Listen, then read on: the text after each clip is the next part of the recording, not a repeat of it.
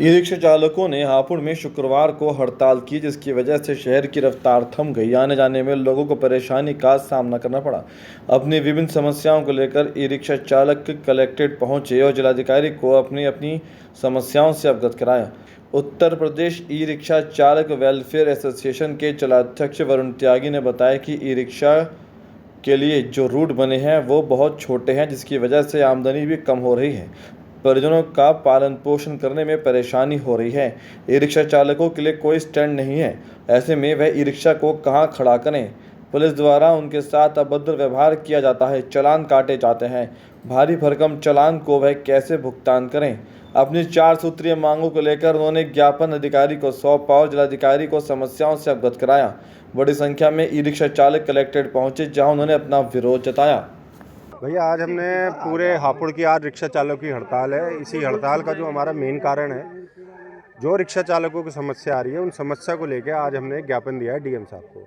इसमें जो हमारा रिक्शा चालक है आज की डेट में हापुड़ का बड़ा परेशान हो रहा है। सुबह जब घर से निकलता है तो उन्हें कहीं भी खड़े होने के स्टैंड नहीं है। पूरे दिन ये सड़कों पे डोलता रहता है। अगर किसी दुकान के सामने खड़ा होता है तो कहीं ना कहीं दुकानदार की भी ग्राहक को दिक्कत होती होगी, तो इनके साथ डेली मारपीट हो रही है। तो हम आज डीएम साहब से यही कहा था कि जब तांगे चला करते थे तो तांगों के भी स्टैंड होते हैं। आज की डेट में हापुड़ में रिक्शा है, रिक्शा को कोई स्टैंड नहीं है। इन्हें भी एक जगह रुक के सस्ताने की जगह मिलनी चाहिए, जिससे कि ये भी नियम से चल सके। भैया, आज जो हमारी मुख्य मांग है वो यही रही है कि आज जो हमारा मेरठ हापुड़ का जो रिक्शा चालक है, उनको एक तो स्टैंड मिले। इनके जो रूट बने हैं ये रूट बड़े छोटे हैं, इन रूटों के ऊपर दोबारा से विचार हो।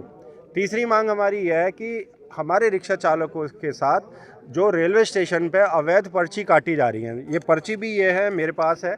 इसमें क्या है, जो स्टैंड में बाइकों की और कारों की स्टैंड की है, तो अगर ये सवारी छोड़ने भी जाते हैं तो इनसे 20 रुपये की पर्ची काटी जा रही है। तो एक तरह से अवैध वसूली करी जा रही है। डीएम साहब ने हमारी बात सुनी और हाथों हाथ ही स्टेशन मास्टर को फ़ोन करके और ये जो अवैध वसूली चल रही है इसको बंद कराने का उन्होंने आश्वासन दिया। ये बहुत गलत है। जो भी इस तरह का काम कर रहा है, कोई भी रिक्शा चालक गलत काम कर रहा है, हम उस रिक्शा चालक के साथ नहीं हैं। और जो इस तरह का काम कर रहा है रिक्शा चालक, उसको हम धीरे धीरे उन लोगों को सुधारने का काम करेंगे। अब हमने अपना संगठन मजबूत करा है। यहाँ पर हमने पूरे हापुड़ में हमारे 10 क्षेत्र अध्यक्ष बने हैं। एक हमने अध्यक्ष बनाया जिसका नाम वरुण त्यागी है, और धीरे धीरे हमने पूरे हापुड़ में करीब करीब 80 दल प्रधान बनाए हैं।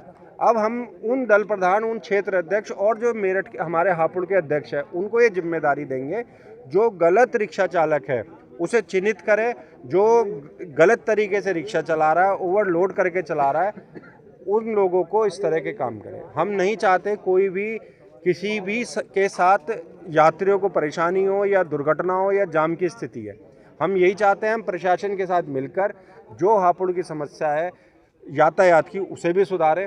इसमें जो हमारे एसपी ट्रैफिक होंगे, हम उनसे भी मिलेंगे, उनका भी हम सुझाव लेंगे और उनकी भी, अगर उन्हें हमारी कोई मदद की ज़रूरत है यातायात को सुधारने में, हम उनकी मदद भी करेंगे। और जो हम उनकी मदद कर सकते हैं या उनकी मदद लेके हम जो ट्रैफिक समस्या सुधार सकते हैं, हम उस पर पूरा जोर देंगे। ठीक है, मैं आप लोगों को यही कह रहा हूँ, जाम का कारण मुख्य यही है कि लोगों को खड़े होने की जगह नहीं है, नंबर से नहीं चल पाते। आप ये देखो, अगर आसमान में जो हवाई जहाज़ चल रहे हैं, अगर इन्हें एयरपोर्ट ना मिले और सारे के सारे हवाई जहाज़ों को कह दिया जाए उड़ाओ आसमान में, तो जाम लगेगा नहीं लगेगा।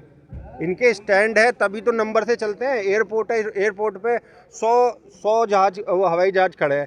पहले 3 चलते हैं, फिर उसके बाद 3 चलते हैं, फिर 3 चलते हैं, तो आसमान में जाम नहीं लगता। अब मैं तो कह रहा हूँ एयरपोर्ट के सारे हवाई जहाज़ों को उड़ा दो, देखो आसमान में जाम ही जाम होंगे, चिड़िया से ज़्यादा वो दिखेंगी।